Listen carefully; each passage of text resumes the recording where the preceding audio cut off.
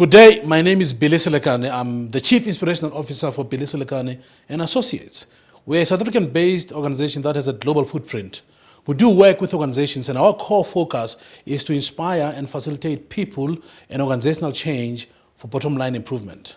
Now, through the years that I've worked with a lot of different companies, from Fortune 500 companies to very small and medium businesses, in the shift of the economy, as we know that we are now in high turbulent times, I've come to realize one thing, that organizations are really struggling to find a balance between creating huge profits and giving their employees meaning. Now, being an African and having been one of those that truly believe that Africa is not a dark continent, I believe that Africa has always been a majestic place. I mean, if you look at the history, 8,000 years ago, Egypt was the center of the world. We did business with the Ming dynasty. So what it says Africa has and will always be a continent from which a lot of things could be learned. And the knowledge that could be learned from Africa can be applied into modern businesses today. Now, me and you know, it's quite tough to wake up in the morning if the only thing that inspires you is your salary. I've always believed that man begins to live when what they do is much more bigger than themselves, which means when you enter into a place of greater promise than your own personal needs. Now, if I look at Africa and I look at how we ran our things, I come to talk about or share with you a process I called awakening the spirit of tribal consciousness. Now, a lot of organizations, books have been written about changing structures, that, oh, we run a flat organization, but the truth is there is no flat organization. There's always the shareholder on top who hires a CEO, and CEO hires a middle management, and middle management hires everybody to make sure that there's a return on investment for the CEO and the shareholders. But the truth is, at some point in time, meaning gets lost in the process of the pursuit of profit. But how do we bring back meaning into people's lives and make them be excited about really working for an organization? Well, let me share it with you this way. As I've said to you, that the modern organization, no matter how much we try and say we have changed, we are not becoming flat, the truth is we're not flat at all. Because we all know that here is the shareholder. Now, this is the man or the woman who bring in money. And who do they hire? They hire a CEO. And a CEO will hire his managers here. And they'll bring people here, and it will all go this way, and then the profits flow up here. Now, what happens in a lot of organizations, since we've seen that life has changed, you know, America is in trouble, the Asians are becoming more powerful, and what I've realized the fact that this model of an organization is not very applicable anymore. It doesn't create passion and enthusiasm anymore, because this group of people here feel very disgruntled, because no matter how hard they work, they can only make between 6 to 10% increase per annum. So what does it mean? It means each time they come to work, they just come to work because they've got bills to pay. But I want to share with you a different concept and say, in Africa many years ago, our tribes were constituted this way. Now, some of you might not know this, but the truth is it has happened many years ago, and we can learn from those kind of knowledge and understand how we can apply it to modern business. Now, at the bottom here was the chief, who was the head of the tribe. But the funny thing is, here was a complete tribe, and the tribe is made out of clans, and the clans chooses what we call the tribal council, which all the time speaks to the chief or through the chief, and eventually everybody becomes profitable, and everybody becomes happy.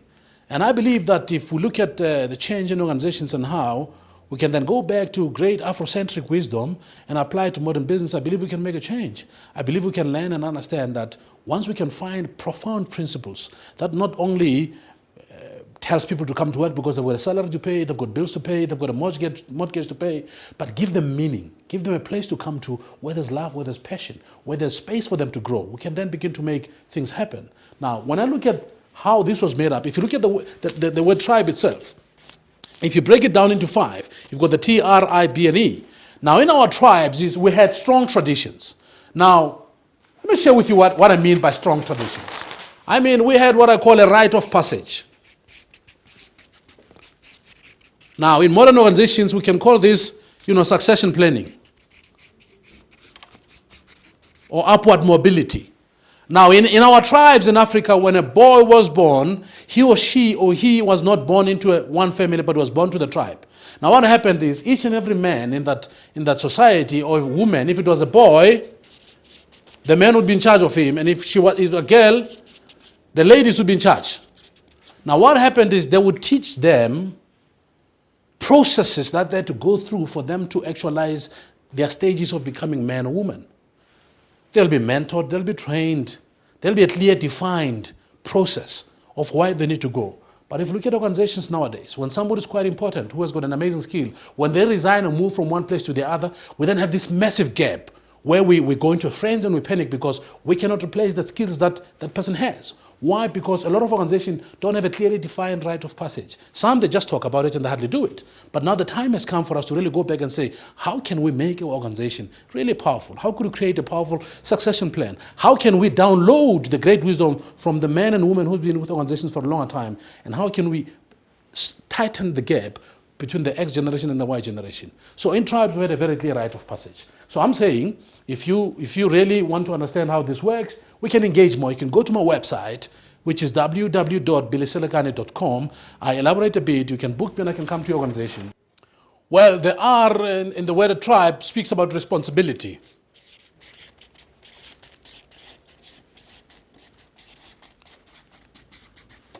Me and you know that in the 21st century, one of the greatest challenges that organizations have is around responsibility.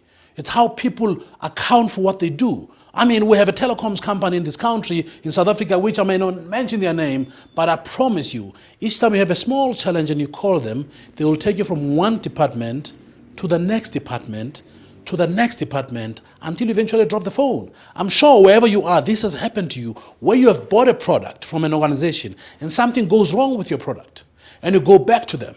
And the first person that you encounter passes the buck to the next person. They never take responsibility. Well, in Africa, it was quite simple. We believed at a higher level of responsibility, we believed in a concept called collectivism, which means we collectively took responsibility of the actions that we did inside our tribes and outside our tribes. Because if you look at the word responsibility, it's got two words in it. The first one is to respond, and the second one is ability. So if you do not have good enough abilities, you'll be able to respond to challenges facing you. So in most organizations, people are disempowered for them to have the ability to respond when clients come to them with challenges that they're faced with. And I believe that when we empower our people and we inspire them and we give them the ability through engaging them in training courses that are relevant to the jobs that they do, we give them more ability for them to be able to respond when a client comes through. And for me, that is very profound. And in Africa, we consistently believed that we should be collectively held responsible for both our failure and our success. Now, the word I, it talks about involvement. Now, for us, involvement was bigger than that. We believed in what we call engagement. So what we did is, each time we had a challenge as a tribe, we then have a tribal council. Now, in this tribal council, each and every clan that makes up the tribe will be part of the tribal council. Now, in modern organizations, what happens, this time we have sales go down, we have issues with people. What do? Well, we go outside and get a consultant. He comes and he takes a few of the top executives into a beautiful place where there'll be lovely wine, good food, and they spend a weekend there and they do a thing called strategic planning, and then they come back and they tell everybody what they've been thinking about and how they believe the organization should move forward.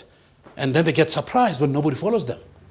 Well, there is no involvement in modern organizations. There's hardly engagement. A lot of employees are totally disengaged. They come to work only for what's in it for them. They don't really care what happens because most of the time, they're not given the opportunity to share their expertise. Now, in the tribal council, each and every clan is involved, and that clan sends in a representative, and that representative will share suggestions from the clan on how the challenge which is facing the tribe should be dealt with. Now, in organizations, people say we have a strategic planning session, or we have a meeting, let's send in departmental heads to come and talk to us. Most departmental heads never even listen to their people. And they come with solutions that most of the time, those solutions are archaic. They can never be, and they're not applicable because there is no engagement with their employees. Now, in all tribal Africa, there was total engagement. Each time there was a challenge, each and every person was given an opportunity to talk. And once we found suggestions, we then move into a solution. And when the tribal council, through the clan members, go back and report to the bigger tribe, everybody got enthused and they got involved in the process because they were part of the decision-making process. And in modern organizations, me and you know that. We pay lip service to the fact that our people are important. Now the B in the word tribe talks about belief. Now belief in modern organizations, we could call, brand, brand engagement, brand loyalty. How loyal are your people towards your brand? We could call it brand loyalty. I mean, how loyal are your people to your brand? And people can only be loyal if their belief system is congruent to the belief system of the organization. So if you've got people that don't believe in the products that you're selling, there's no way that they can go out there and become great ambassadors to your brand. But in the tribes, our people believed in the belief system that we used. And therefore, everywhere they went, they knew that each time they walked out of this tribe and had an interaction with the next tribe, they never represented themselves anymore. They were representing the greater good of the tribe. So anything that they said, the way in which they behaved, they knew that they were carrying a much bigger promise than themselves. So in most of the organizations, you find somebody works for BMW, but they don't really like BMW and they talk bad about it. You find somebody works for Nestle, but they don't like drinking Nestle products. It's because there is no brand loyalty, and that brand loyalty happens when the belief system of that individual or group of individuals is totally congruent to the belief system of the organization. Now, the E speaks about experience. Now in sales, and we all know that, most people, they buy emotionally and they justify with logic. We wear very expensive watches. Time from an expensive watch and a cheap watch is still the same. 4 o'clock still remains 4 o'clock. But why do we wear branded watches? We wear branded watches because there are places where we go and buy these watches. They've given us a good enough experience to inspire us to make that purchasing decision to buy their brand. And that, my good friend, amounts to 56% of any buying decision. Anybody that buys, 56% they buy because they got a very amazing experience. Now in organizations, we don't create that experience where people come to work and they feel it's quite exciting to be here. I mean, statistics will tell you, Google, Yahoo, those kind of organizations, they've become so enlightened that they've created an environment where people come in and feel at home. But some organizations, they still have offices, closed doors. You only see the CEO when he does his Christmas speech once in a year. He's got his own lift. He's this super or demigod that cannot be touched or be spoken to by normal mortal men that work for that organization. But in Africa, my good friends, experience was a big thing. We used a very simple process called Ubuntu. Probably you've heard about it. Some have not heard about it. What this concept talks about, it says, I am who I am because of who you are. We believe in the interconnectedness of people. We believe that no one man can become great without the help of others. There wouldn't be no Tiger Woods if his father was not there. There would be no William Sisters if their father was not there. There would be no Michael Schumacher if there was no team behind him. So we truly believe that one great individual can never reach the top until he or she believes that her or his success is intertwined and interwoven with the success of other people around them. And in organizations, what happened is we've got few salespeople that are top people and they don't care about the rest. We've got the CEO who earns 800 to 10,000% above a normal guy that works in an organization. So what it says we don't create experiences where people are inspired to come to work and make a difference. So what am I saying to you? I'm simply saying to you that the time has come for us to go back and look at what is it that we can learn from Africa. If you look at this structure, this is how a lot of modern organizations operate. But how can we transform ourselves and operate like a tribe and begin to have that spirit of tribal consciousness? I'm talking about a consciousness where we believe that together we make much bigger impact than we could individually. I believe that the time has come for the world to come back to Africa and to do business unusual, to come and learn simple and yet profound principles that are driven by Afrocentric wisdom, which can be applicable in modern business. Watch this space. I'll keep sharing with you these great experiences. If you want to interact more with me, please go to my website, www.billyselekane.com, BILLYSELEKANE.com. Till later.